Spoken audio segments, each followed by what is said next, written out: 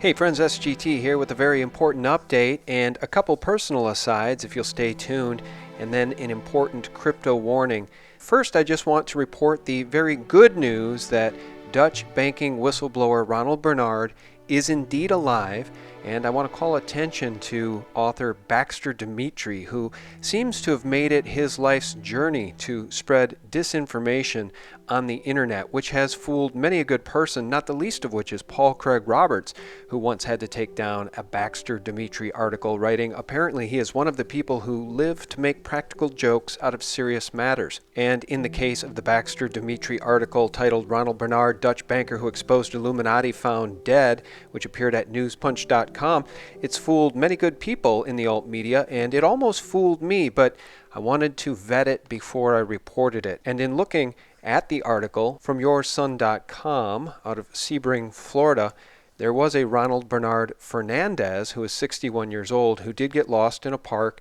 and was later found dead. That is not Dutch banking whistleblower Ronald Bernard. I want to make it clear, I did contact Irma Schiffers, the producer and the interviewer of Ronald Bernard in those famous interviews, and Irma emailed me back saying, "Dear Sean, fortunately I can confirm that Ronald is still alive. It is an old article about the death of Ronald Bernard Fernandez, and it really is a pity that some news sites," she cites newspunch.com and Your Newswire, "are reporting this fake news. We tried to stop spreading this awful message, but this does not work. It's a shame. Thanks for sending me an email, and thanks for your work in the alt media. All the best, Irma Schiffers, DVM TV." So the takeaway, good news, Ronald Bernard is indeed alive and well. And news items like that can easily fool us because none of us would be surprised if a whistleblower was found dead. Certainly, if he was harming the Clintons, it would almost be par for the course.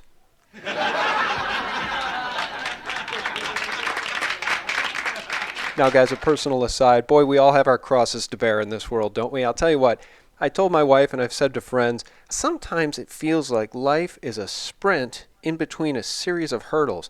And of course, there's much joy in life, so take that tongue-in-cheek. But honestly, I have a 16-and-a-half-year-old son who started driving recently. And after just putting $1,300 in our 2007 Yukon that has 170,000 miles on it because it needed a new fuel pump just 2 days ago, last night he took it out in the rain and collided with a tree. So I guess the old saying goes, when life hands you lemons, make lemonade. And to that end, I do want to give everybody just a word of wisdom regarding cryptos.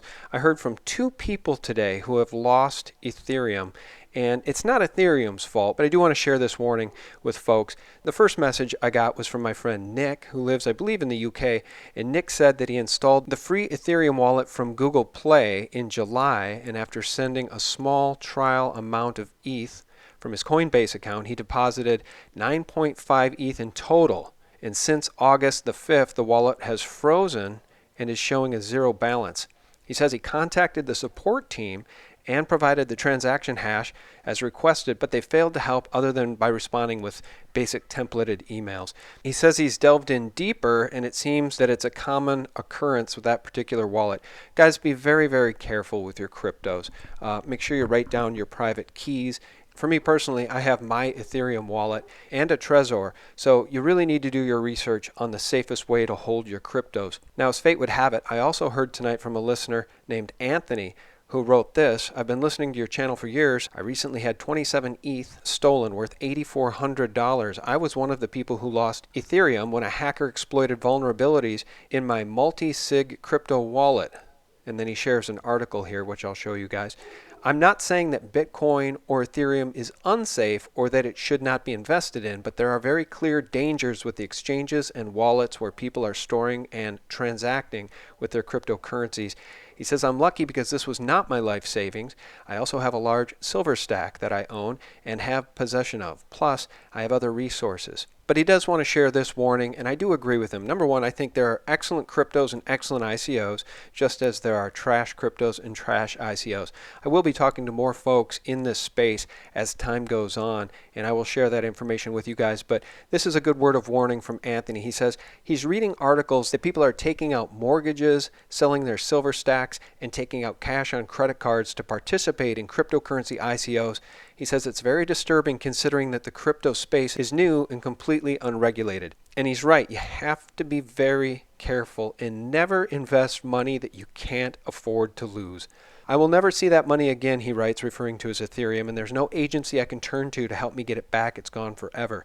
And he says, I think cryptocurrencies could be a very good thing, but I don't think that people are aware of the dangers that exist.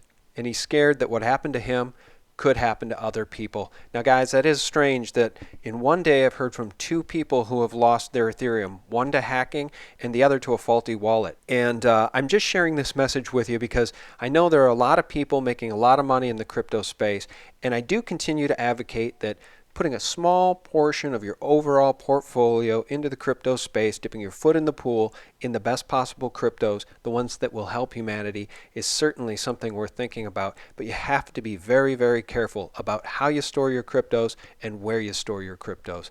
Guys, thanks so much for tuning in. We very much appreciate it. Much, much more to come in the very near future. And I want to thank each and every one of you for tuning in. And I want to thank all my subscribers on YouTube. I just recently passed 200,000 subscribers the other day, and it was like watching paint dry to get to that 200,000 mark. Honestly, it was stuck at 1,996 for the entire day the other day. And it's because YouTube has choked my subscribers flow down to an absolute trickle. But I'm grateful to have 200,000 subscribers, and I'm grateful to have so many friends out there in the world that are like-minded and are willing to check us out for real news 24/7 at sgtreport.com.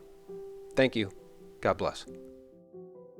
This country has a vicious, corrupt core, okay? And the most vicious, corrupt people are sitting in D.C. right now, running the show and forming the media elite and establishment that surrounds and protects them and promulgates their bullshit all over the airways.